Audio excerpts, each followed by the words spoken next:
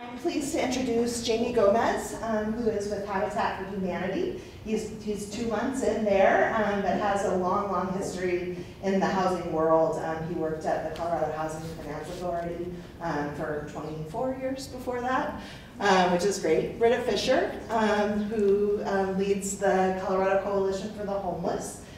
She most recently also worked for the city of Denver, running the host office.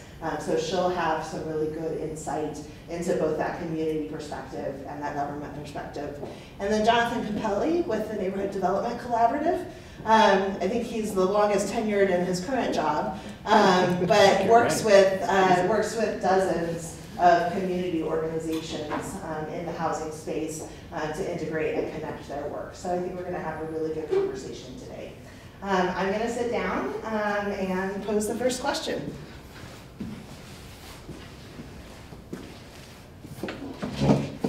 And Jonathan, I'm going to start with you. Something that I think is really top of mind for folks in this area is, what's happening with the mayor and his new plan that he's launched and is executing on as we speak. You've been really involved in the new administration. You chaired the housing committee for the transition team. I wonder if you might just kind of outline some of the major points of his plan and then offer any commentary that you might add. Well, it's kind of interesting because there's the mayor's plan that he campaigned, and also hi everyone, great to be here. Thanks for having us. Your standard for giants must be pretty short. I think we're all under 6 feet.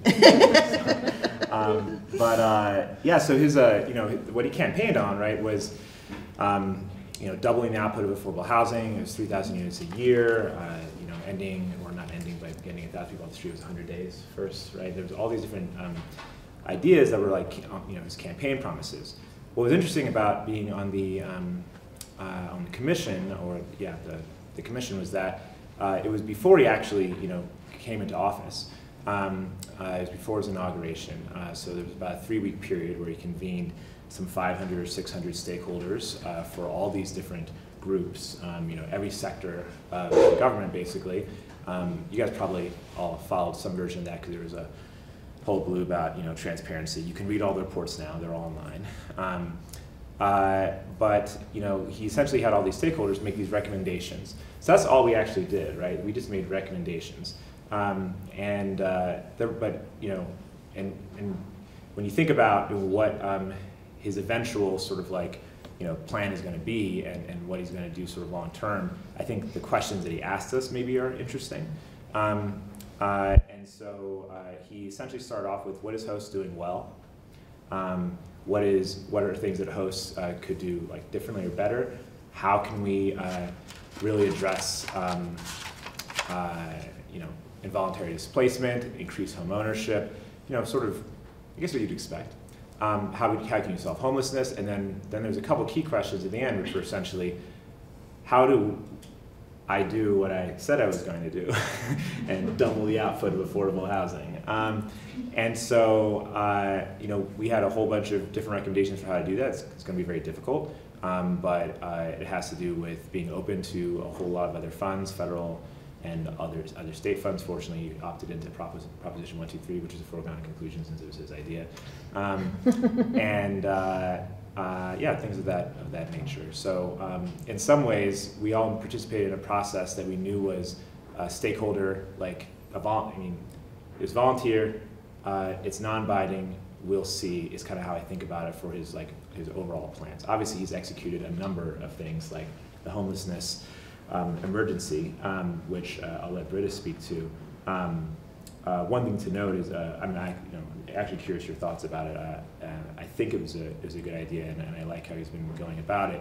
But as an example, that he decided to do that before we issued our report, right? That was something he was going to do anyway, which I think is working.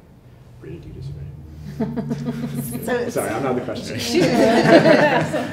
You can pose questions to each other too, and I guess I would, Britta. Just sticking with this topic. The mayor has said that he's going to house 1,000 unhoused people by the end of the year.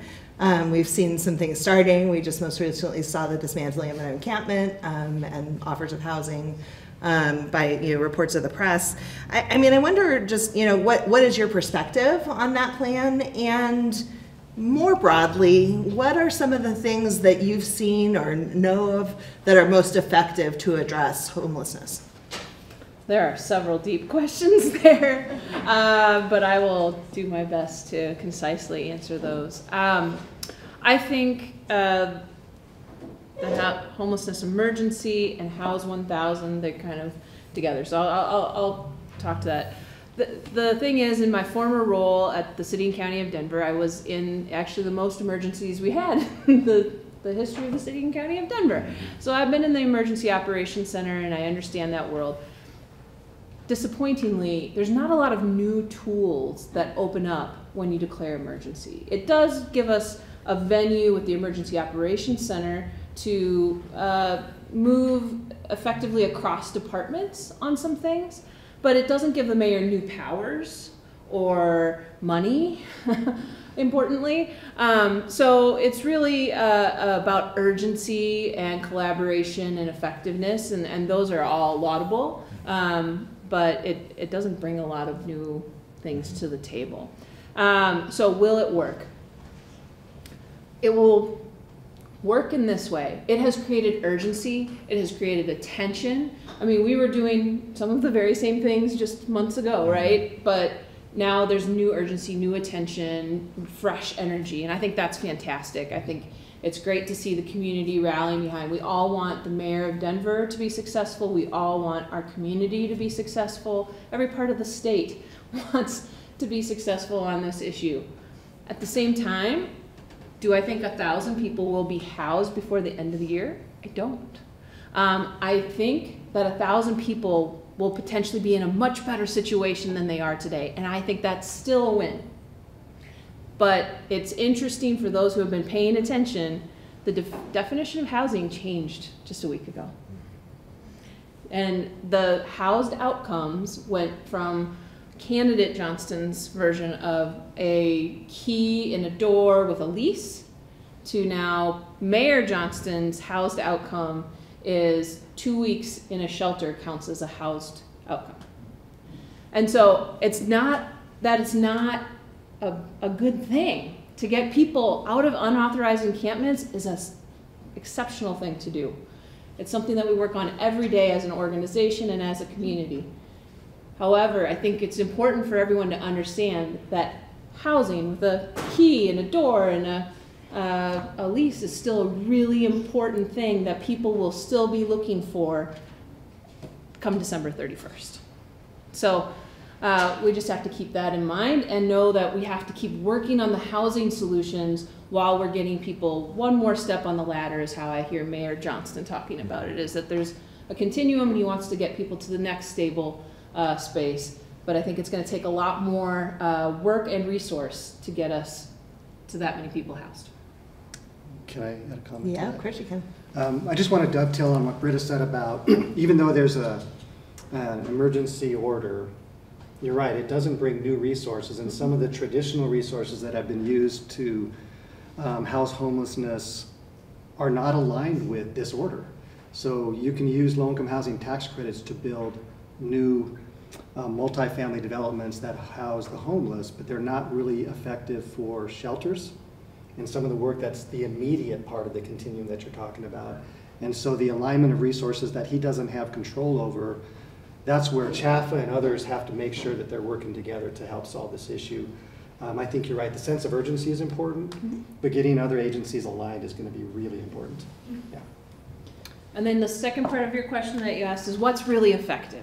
Well, part of what's happening is really effective, which is outreaching, building relationships with folks, and then coming to them with an offer of housing. This is what we saw from the social impact bond here in Denver, is that when we are able to offer housing with services to people who are currently unsheltered and in homelessness in various contexts, when they have that offer and they have that support, they do come inside. They come into that home and they are remarkably successful. That's what third-party evaluators have said. It's more appointment care, less emergency care, less days in jail, more days at home, less days in shelter. It's all the wonderful effects we want to see. And so we know, yeah, we're coming up on our 40th anniversary at the Colorado Coalition for the Homeless, and we know that the solutions have a really basic formula. It's housing, healthcare, it's supportive services, and advocacy. That's been our winning formula for a long time, and we just need to bring that to a scale that we see to the problem that we see in our community. Thanks, Britta. I'm going to take moderator privilege, and I'm going to jump us all over the housing continuum during this conversation. So, so Jaime, they're all over Metro Denver. There's a broad spectrum of need at every income level, right? Your organization focuses on affordable home ownership. Can you talk a little bit about that? Why that part of the continuum and what the importance is? Sure, absolutely. And let me start by emphasizing your point. The broad spectrum of need is real, whether it's homelessness to home ownership and everything in between. This housing crisis has now really impacted every age group, every income band, every business sector in terms of employees needing housing that's affordable and able to get to work and be efficient and effective. And so the crisis is very real. And there's a lot of debate as to whether or not you should focus on the sort of, let's say, most vulnerable on the continuum of homelessness and move upstream, or focus on the home ownership side and move downstream. Both are needed, I will tell you that right now. Habitat for Humanity focuses on home ownership, first-time home ownership primarily. And the reason is that that's where the model was built starting back in 1973. But the idea was that home ownership brings both housing stability and economic prosperity. And there's a bunch of multiplier or spin-off effects that are socio-economic impacts that make it a really strong investment. So specifically, Habitat's model on the housing stability side is to help build homes that are at affordable price points so that the homeowner has a mortgage that pays no more than 30% of their income. The reason that's important is because that's where the housing stability comes in addition to having an affordable mortgage, then they have, the homeowners have additional capital to use for education, transportation, healthcare, daycare, all the other things go into housing stability, not just your mortgage. The additional benefit, though, is, and beyond that, is that home ownership can be the tool that helps break the poverty cycle.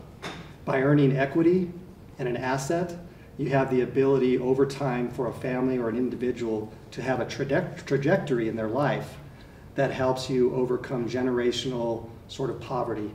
And so the benefit of having stability and economic prosperity is why Habitat focuses primarily only on first-time home ownership. That's great. Jonathan, you are in the in the partnership business. You work with a whole variety of affordable housing developers and providers. I wonder, in the spirit of thinking about a multi-sector approach, if you can talk about whether there have been times that philanthropy, government, private sector, nonprofits have come together in a way that's been effective around increasing the supply of affordable housing, either here or in other locations, or what you can envision in that space if you don't have something that's an example to point to. Okay. I think that there's been a number of sort of half efforts, I think, over the years. I shouldn't say half efforts. There was some things that were produced out of it, but health is obviously, I think, I'm probably going to talk about some of that later. Health is a social, or housing is a social determinant of health. That's been talked about for a very long time, and it took a long time for there to be much that came out of it. At least from, I think probably on the permanent supportive housing side of things, you guys might have seen more of those funds going because there's more of a direct connection to people not dying or having like in-house health services. But there's more general idea that everyone agreed about, that stable housing has good health outcomes. It wasn't like there wasn't as, I don't think that measurably increased the supply. It provided housing developers with more funds for services in their buildings, which is really great. Let's see, what else? There's something going on right now that actually I think is pretty interesting. It's brand new, and it's called the Mass Timber Coalition. Has anyone heard of that yet? Mm-hmm. Of course you have. So it's kind of interesting. I think this is it's pretty dang cross sector. So in a nutshell, you have climate change. It's happening. So there's large forest thinning sort of effort or campaign that's going on all across the state, which it's unfortunate we have to do that, but it's what's happening. And so there's these large piles of what they call slash. They call them slash piles of like essentially small diameter pieces of wood that are too small to build anything substantial with. So it's not big enough to make planks for timber or anything like that. So there's very little you can do with it. It just molders and or is burned in the woods. If it's burned, that's pretty silly, right? Because what happens when you burn wood?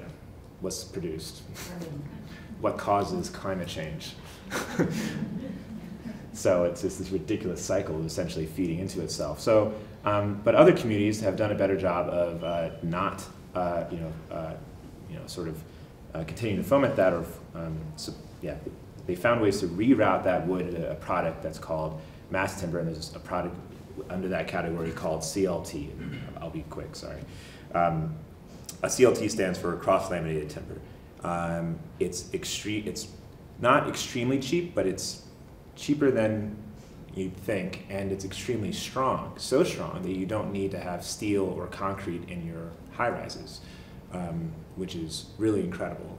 If you can go and just Google this and look in Vancouver and Seattle and other sort of places in the Northwest where they've built affordable housing with this. And so if you've been following anything, well, just almost anything through the COVID, through the crisis, there was a lot of supply chain issues, and so development was extremely difficult, extremely expensive. It used to cost something like $250,000 a unit to build housing. Now, depending on who you ask, it's as much as $400,000 a unit for a variety of reasons, but costs are one of those things. So, wrapping this up, there's now a new initiative between the Forest Service in Colorado, the Gates Foundation, the Rocky Mountain Institute, and 60 other organizations to try and find a way to get all this wood that's just not being used, process it, get jobs and like factories and all those things needed to sort of actually process that, turn it into the products that are needed to create housing, and then specifically pipe it to affordable housing. So it's really interesting. Like we all were in this room together, and it's like I don't think we've ever been in the same room together, just looking around like all these random people.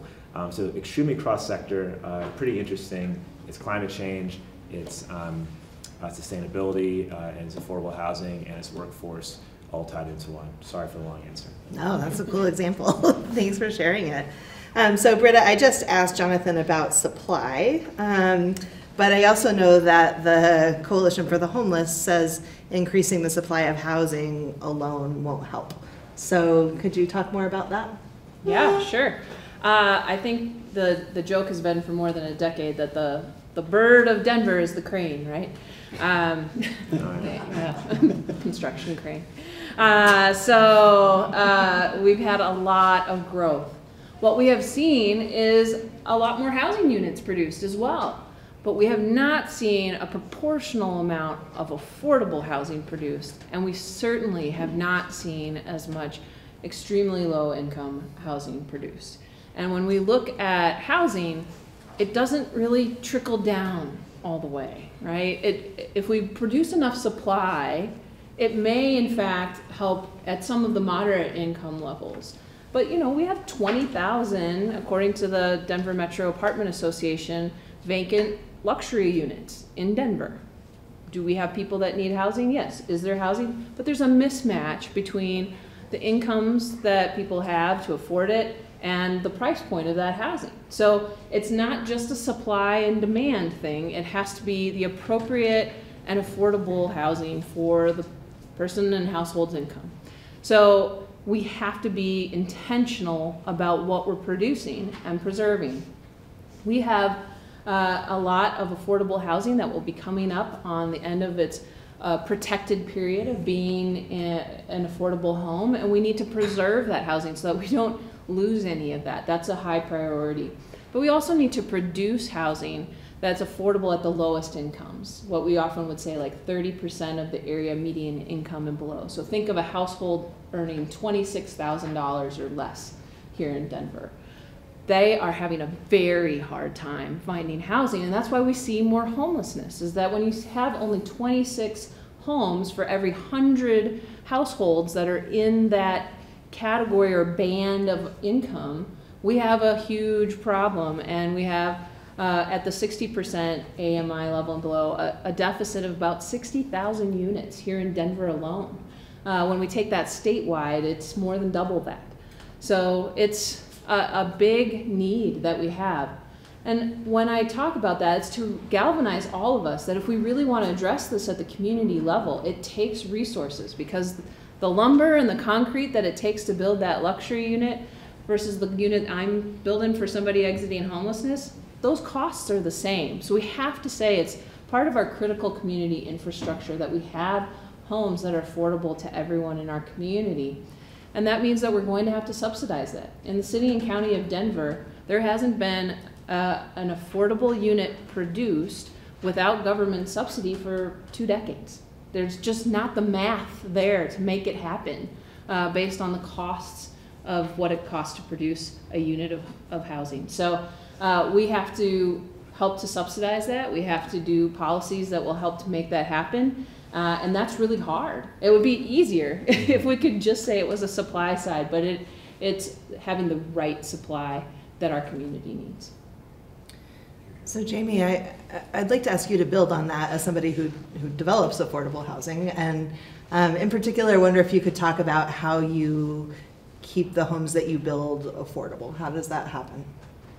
Sure. So Habitat's model is built around trying to get the price point of a single-family home, obviously below market, and in this case, anything below $500,000, $600,000 in this market is below market, but that price point is targeted for like $350,000 to $400,000, and the only way to do that, or at least the way that we figured out to do that as a construction company, is to have a model that works alongside volunteers. And we have a construction company within the organization, but the volunteers help offset labor costs. We get donated materials from big organizations that help offset material costs. So by sort of subsidizing the construction of the units themselves, that helps us provide a unit that's available at a lower price point, a lower mortgage. But that's still not enough, as Britta was saying, there's still a gap. And so in order to do that, we do fundraising, donations, philanthropy. One of the things that this Metro Denver Habitat affiliate has done for a long time, and not every affiliate throughout the nation does it, but they have restores. You may have heard about the Habitat restores, where we have products that are donated, and some of them that are purchased, that are then resold in the community for people who want to fix up their own homes. But all of those resources are then piled back into helping construct new homes. So last year, as an example, over $1.2 million of Habitat net revenue was put into building new homes to help subsidize that cost of those homes in order to make it more affordable. One thing I wanted to say, though, when you were talking about the continuum, because this is why when you hear a panel that's talking about both homelessness and home ownership, the connection about why it's important to invest in both. So if you think about home ownership and how expensive it's gotten for anybody to be able to afford a home, if you can't afford the down payment and the home mortgage, then what happens is you're subject to staying in the rental market, which makes that rental market forever competitive. And when there's not enough units, that just means the rents are going to go up on market rate units, which makes those unattainable. And there's no movement along that continuum up that scale because no one's moving into home ownership because there's not enough units or aren't affordable, and there's not enough units in rental to make more options available. So people are sort of stuck in those segments, if you will. And so when we're talking about investing or policy, it's got to be at both ends and in the middle. You've all heard the missing middle of the continuum as well, in order to make progress in any of those bands. Jonathan, I wonder if you could comment, you mentioned Prop 123 earlier, and that's a new resource, a new funding source statewide. Maybe you can remind folks a little bit about what that is, if it's been a bit since we looked at our ballots, and then talk about how you think that might interface with some of what Britta and Jaime have been describing, just in terms of the resourcing to be able to increase the supply. Okay. So Proposition 123. This was an initiative that now Mayor Johnston put together back when he was running the Gary Community Foundation, or Community Investments, and it was pretty interesting. He brought in a lot of stakeholders and affordable housing providers and policy folks to sort of come together and figure out, like, what do we need at the state, and how should we craft it. It's difficult with ballot initiatives. I think there's some things we might have done differently in retrospect, for sure. And it's a pretty neat tool. So it's going to start raising essentially $300 million a year, depending on Tabor refunds and what those levels are at. But that's the goal. And it's the first sustainable revenue stream for affordable housing in the state. Before it was passed, I'm pretty sure Denver, probably, and Boulder, and Aspen, probably each individually had a larger affordable housing fund than our entire state did. So it was sad, really, that there was just no sort of support from the state on any of these initiatives. So having a sustainable revenue stream is really great. And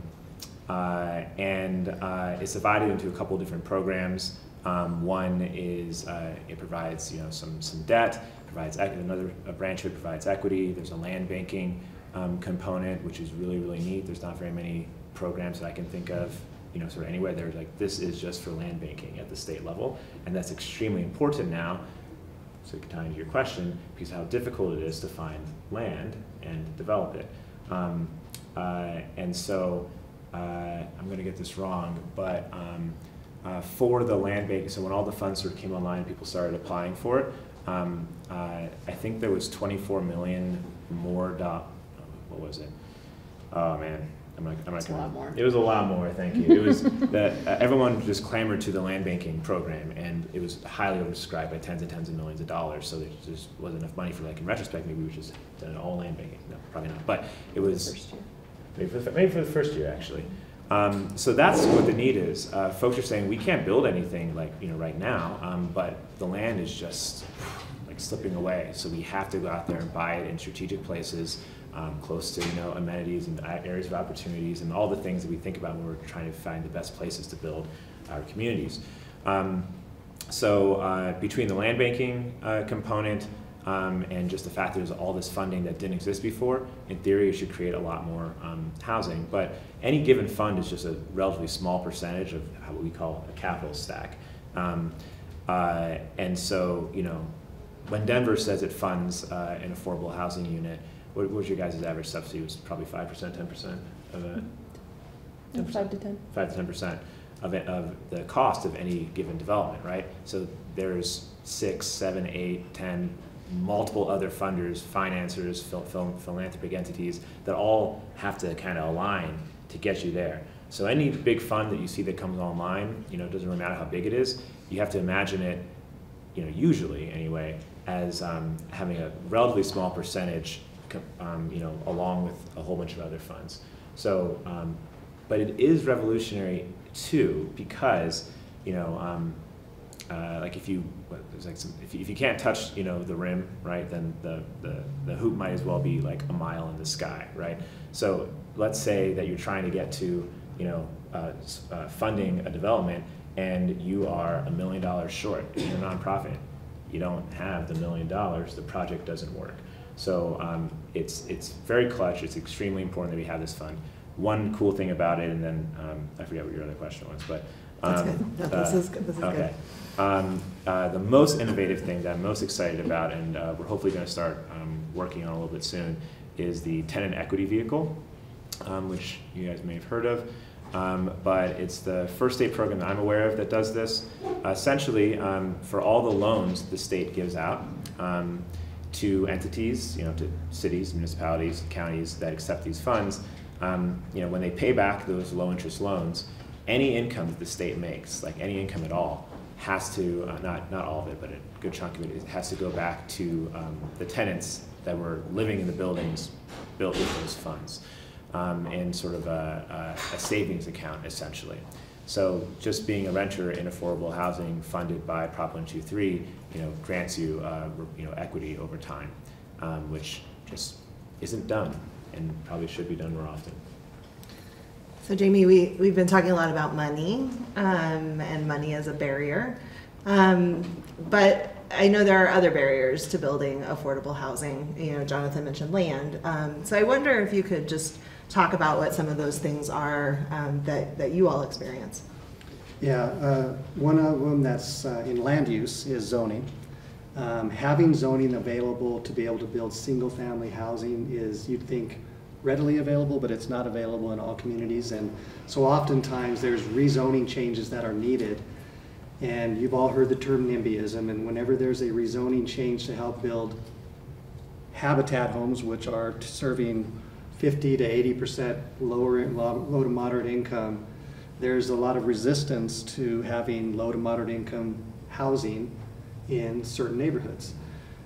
So making sure that zoning is appropriate for building single family homes is something that's really important. That's one of the big challenges. We talked about costs of materials and costs of labor. Trying to find ways to utilize modular housing, manufactured housing, and ways to offset some of those costs is extremely important.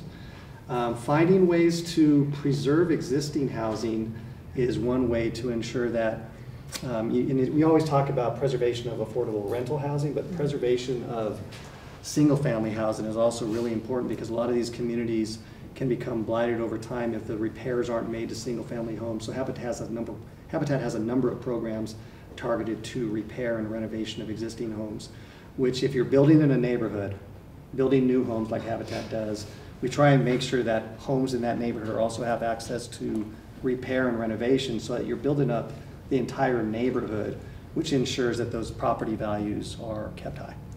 So those are just a few of the challenges, I would say, for now. So my friends, I'm coming to you after I ask Britta this question, so be thinking about your questions. They'll come next. So Britta, Jaime just mentioned regulatory concern. What else do you see that city, state, federal government might do to help intervene in this space? I have lots of thoughts. Let's start really high level. Federal government. Let's get a functional Congress that can pass things together. That would be wonderful. But honestly, housing is not a partisan issue. It is critical to every family, to every household in our community, and affordable housing had been for a very long time very bipartisan, and it should remain that way, and it shouldn't get caught up in all other shenanigans, and I can say that from my local seat here on a panel in Denver. But I think the big things that I would always ask from our federal government is, one, the scale. We have housing choice vouchers. We're here at Denver Housing Authority's headquarters. We are in a place that values public housing, yes, and housing choice vouchers are for anyone who would be eligible because of their income to get a subsidy that helps from their 30% of their income to the fair market rent provide the delta. It's an innovative way for now decades of helping to use the housing stock that's already in our community. So there's a couple of things that we could do. One, we could make the fair market rent actually fairer, and allow high cost communities like Denver to be at like 120% of fair market rent. And why I say that is that federal government works really slow, and we're just skyrocketing housing costs. And so it's very hard then to use that voucher if the fair market rent is really below where the actual market rents are in our community. So I think they could make that fair, but I also think they could make it more available. Right now it's like game show odds of getting it if you're eligible. So out of all the eligible households, only 1 in every 5 is actually getting the voucher that they're eligible for. We don't do that with food or other things. We're not like, oh, we just decided not to have SNAP benefits for everybody who is eligible. We do. We try to make them available, right? We should be doing that, I believe, for housing as well. This one, my friend Jaime can speak to much better than me, but tax credit.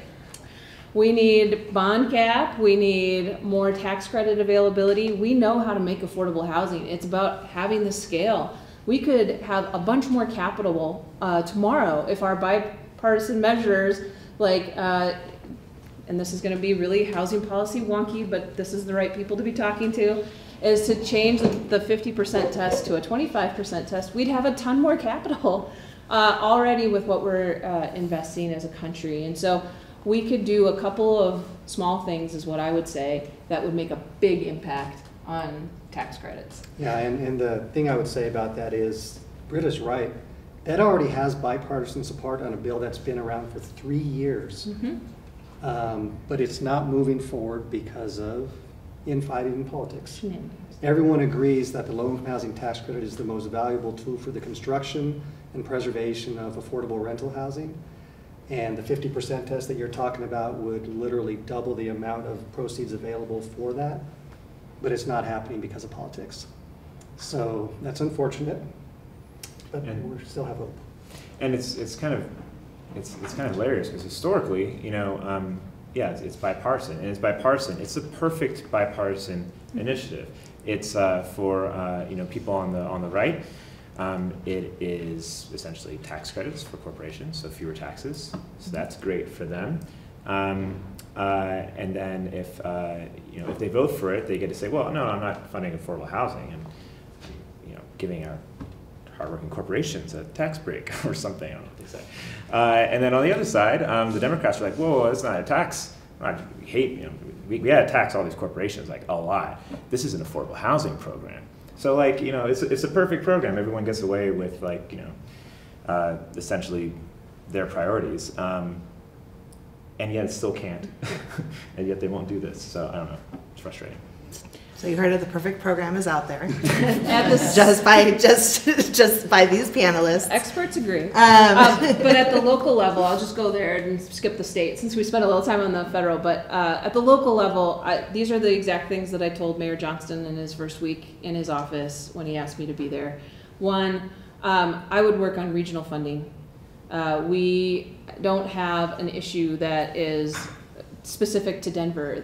Homelessness is a regional issue, and we need a regional funding source for the housing and the services that are needed to support people to exit homelessness. And this is what our community is crying out for, and I think it's time for that. I also think that it is time to use our every tool that we can to reduce family homelessness. We have just had the biggest growth that we've ever seen in our whole state in family homelessness, people with children, and they're just unable to find rent. We do not want them in the shelter. We do not want them on the street. The more that we can get rapid rehousing to families, they will benefit. That's what all the data shows, and we should just funnel as much money to that kind of rapid rehousing as possible. I would say on the shelter level, that would be rapid resolution. Those small things that get people into a really big crisis that's so expensive, the more that we can bounce people out right at the beginning of their episode of homelessness, the better for all of us, and especially the better for that household. So I would ask for that. And then when it comes to the programs we already have, the AHART program, which is like a special line for the permitting for affordable housing, we got to keep that. But we also have to just get comfortable that we need more neighbors, that like we don't want neighbors on our sidewalks and our streets and in our parks. We need to have affordable homes everywhere across the continuum, but especially at the lowest incomes. And we need to think about how we do our land use policy, which right now, as a homeowner sitting right here, privileges those of us who have home ownership and land ownership, and is really a hard process for everyone else. And we need to think about how we're making it easy to say no to the things that our community broadly desperately needs. And I think it's time to rethink how we do our public process on that. Thanks, Britta. So we have time for a couple of your questions. What are you thinking about? What do you want to know from this panel? Yeah. So my understanding is about 70% of homelessness is due to addiction. We haven't mentioned that at all. So I appreciate the housing problem. How do you deal with the addiction problem? It seems like you put more and more money towards homelessness and the problem's getting worse. Oh, I appreciate that question, and I get it a lot, and figured I probably would. But I think that substance misuse is a prevalent problem across our whole adult population, and sadly some of our youth as well. When we look at the numbers, people ask me a lot about substance misuse, and they also ask me a lot about mental health. Those are absolutely things that we work to address every day as an organization. And fundamentally, homelessness is a housing problem, and that's why you hear me talk about it. But when we think about those who are suffering from mental illness, which is more than 40 million American adults right now, and we only have about 500,000 people across our country that are experiencing homelessness, you can see that most people can be successfully housed and have substance misuse challenges. Or did I start out mental health? I might have mixed there. But mental health is 40 million plus American adults, and substance misuse is 20 million American adults. And again, it's the same population of people experiencing homelessness. Are those factors of any individual's homelessness? They could be. Are they sometimes at the root cause? Yes. But most of the time, when we look statistically, the thing that is causing someone's homelessness is they can't pay the rent, that the cost of housing is too high. A wonderful book on this, if you can take an article or a book, is how homelessness is a housing problem. And it really shows that when you control for every possible individual kind of characteristic that we look at, fundamentally, housing is more expensive in Denver, Colorado, and that is why we see more homelessness than in West Virginia, where there is some of the widest spread opioid use in our country, but the rent is less than $1,000, whereas here it's more like $2,000. So you can have hundreds of dollars, have a substance misuse problem, and stay housed in West Virginia, and that just won't happen here. But we also see that substance misuse goes up the more that somebody is experiencing homelessness. So it may not have been the cause of their homelessness, but it is often the coping of the trauma of being homelessness. And that's why when we look at our unsheltered population in particular, you see more use. If you have never been outside and then you're suddenly in a tent and you're scared about all the awful things that can happen, meth and other substances become very attractive. They help you stay awake. They help you cope with what's happening. And so we see more prevalence in the usage for people living outside because of their coping with the trauma of experiencing homelessness. And the longer that people are outside, the harder and the more expensive the solutions are. Yeah, Dave. Jamie, I've just got a question for your home ownership model. When you talked about you tried to fill the gap with some philanthropy and lowering your costs and that sort of thing. What have you done? So interest rates for mortgages, and I assume your homeowner does take out a mortgage for part of it. Yes. So it's gone from 3% to 7%, or even higher than that. What have you done to moderate that? Have you found more subsidy, or have you found a way to buy down? What have you done to solve it? Thank you for the question. In addition to some of the things that I talked about to try and fill that gap, we also own a land trust, which helps in terms of like reducing the cost of the land. And so you're really just paying for the home, which lowers the amount of the mortgage overall. But one of the things we've done is my former organization had a partnership with Habitat where they will buy our mortgages at rate that's based on the 10-year treasury, which used to be pretty good about 6 months ago or a year ago, but now it's over 4.5%. So when we have to sell mortgages in order to raise capital, in order to build more homes, that has really affected our ability to do so. So we have been looking at bank partnerships to try and buy our mortgages, but they're not going to really do it at par in this interest rate environment, so we're taking discounts on that.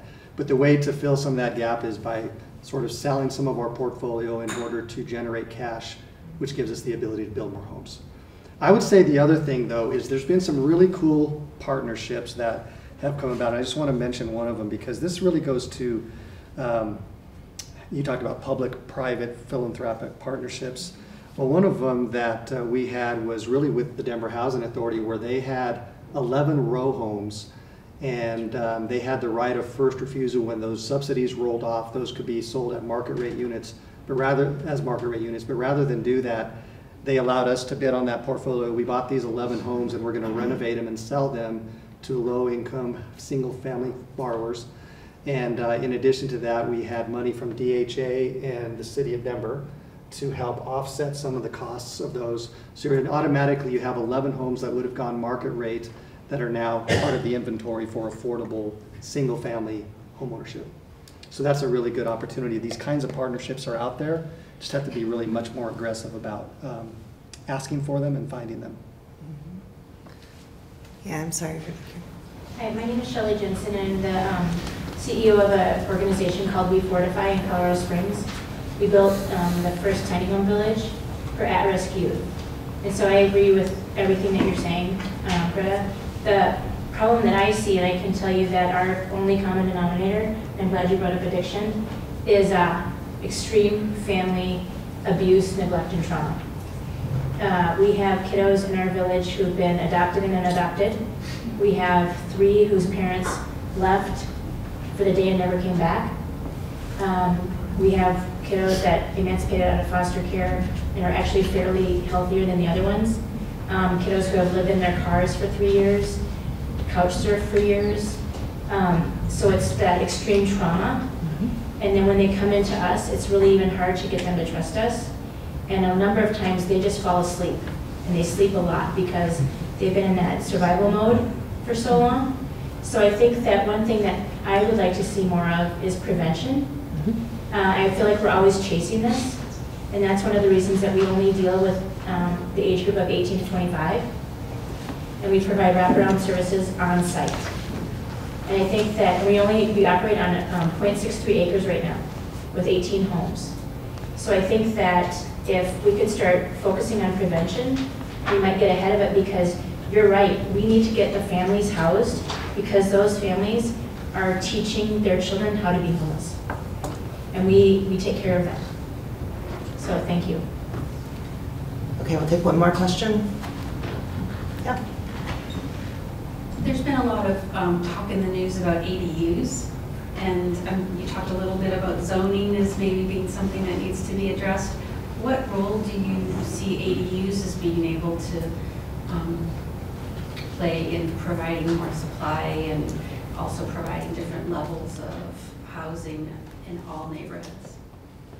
It's almost as if I gave her money to ask that question, because I actually have. It sounded like she was saying it, and I was like, "Oh my God, Jamie, she's asking it." So tomorrow, Governor Polis is actually going to take a tour of one of the ADUs that Habitat has built in partnership with the West Denver Housing Collaborative.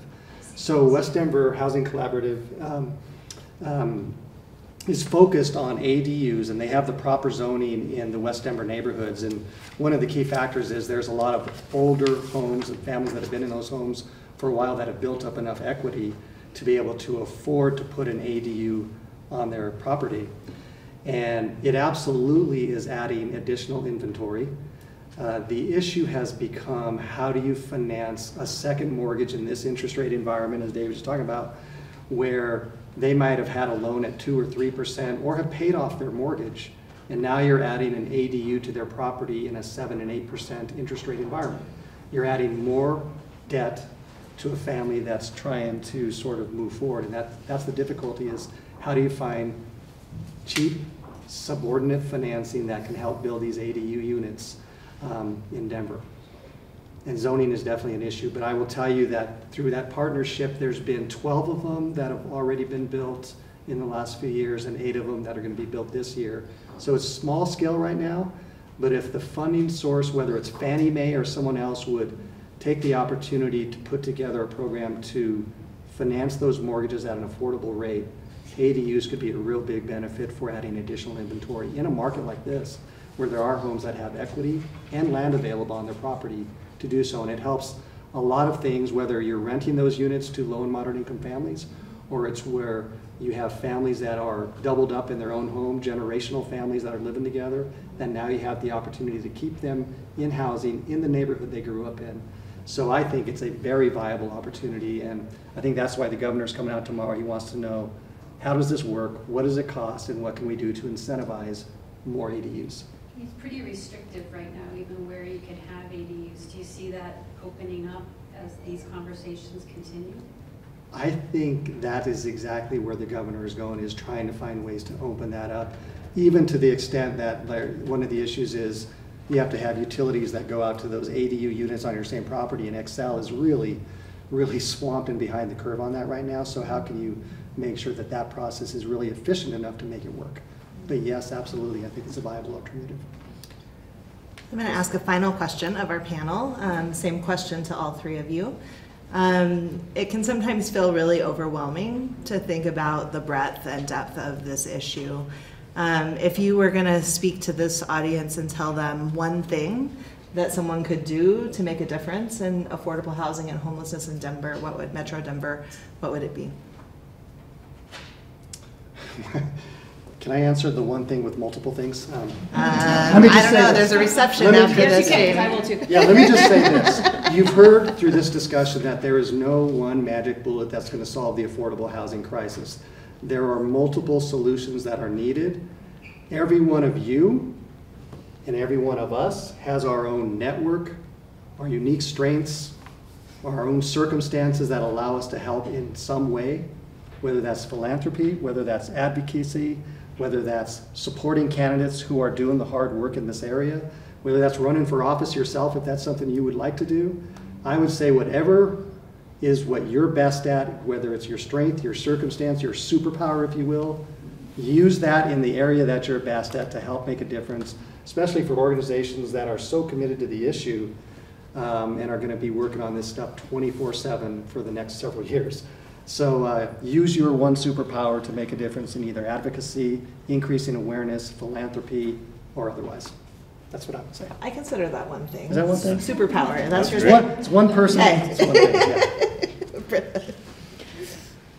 Be a good parent, be a good grandparent, be a good aunt, be a good uncle, be a good neighbor. Quite honestly, the thing that we see for every journey out of homelessness is that someone cared, someone connected, someone to a resource. And the traumas are, as the question asker there just said, are very prevalent. Rent is too high, but those who persist in homelessness have way more adverse childhood experiences than others. And so helping being a caring adult in a child's life is probably one of the biggest things you could do to prevent homelessness. As a voter and a citizen and everything else, I would say be okay with having more neighbors. Be okay that it takes more housing units to not have people outside.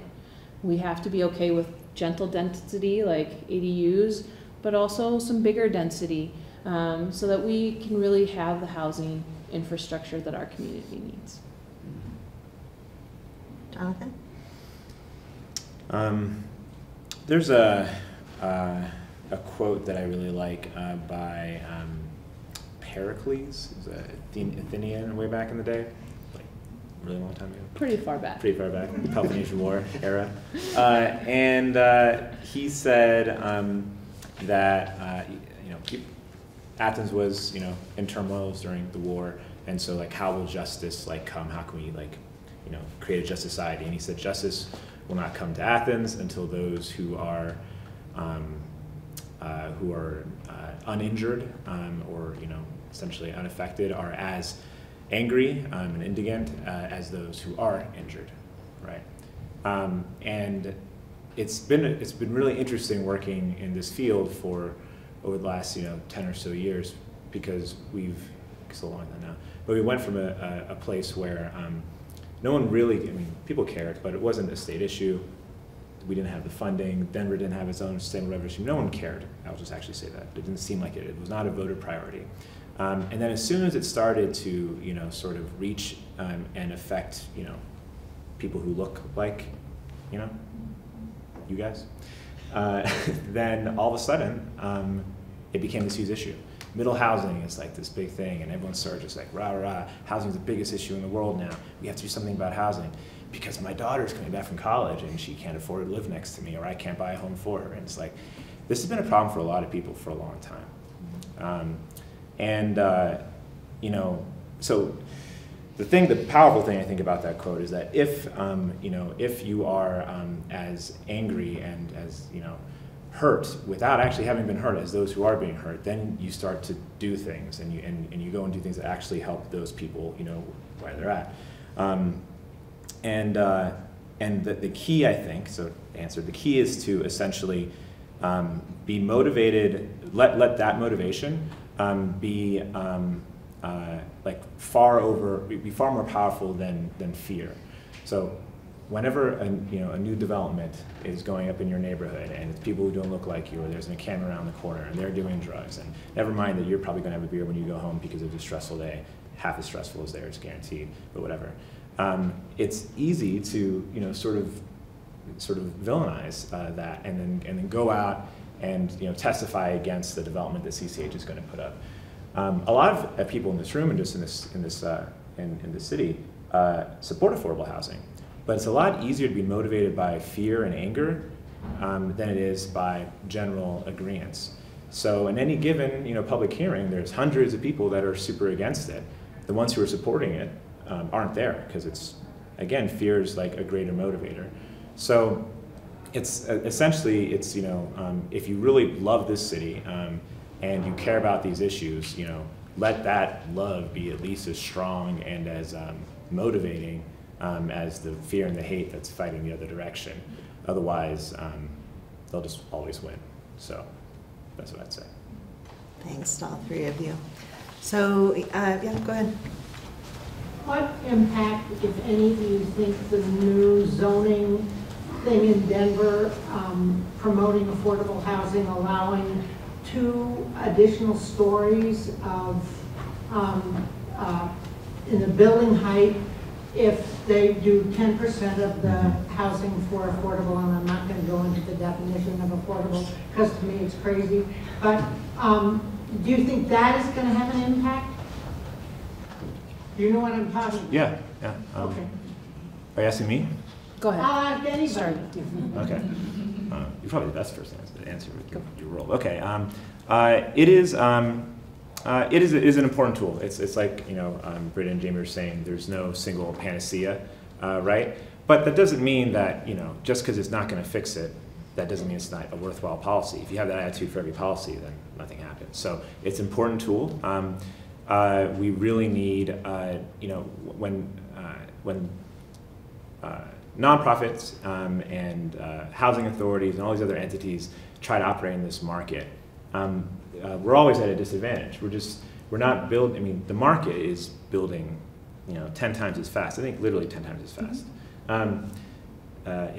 And so, we need more housing. Well, we definitely need more housing, but we're never going to, be building faster than the luxury industry is. So the only way to really address the housing crisis in a way where we don't slowly lose affordability over time is to harness the power of the market to build some of that housing. And if the carrot you can stick out there is, hey, you can get 2 more stories, and they start building that, then all of a sudden, that rate, it's, how affordable housing is going like this, and it's, market rate starts doing this, and they start going lockstep. That probably didn't make sense mathematically, but the point is that it's extremely important, and it's the only way to really sort of, just make sure we don't continue to lose ground. It's because it's a losing battle otherwise. So let's continue the conversation over some refreshments. I see folks still, everybody's getting ready to raise hands. I see you, I'm not ignoring you. We can have some more dialogue. But before we break for refreshments, please join me in thanking our panelists for sharing their experience.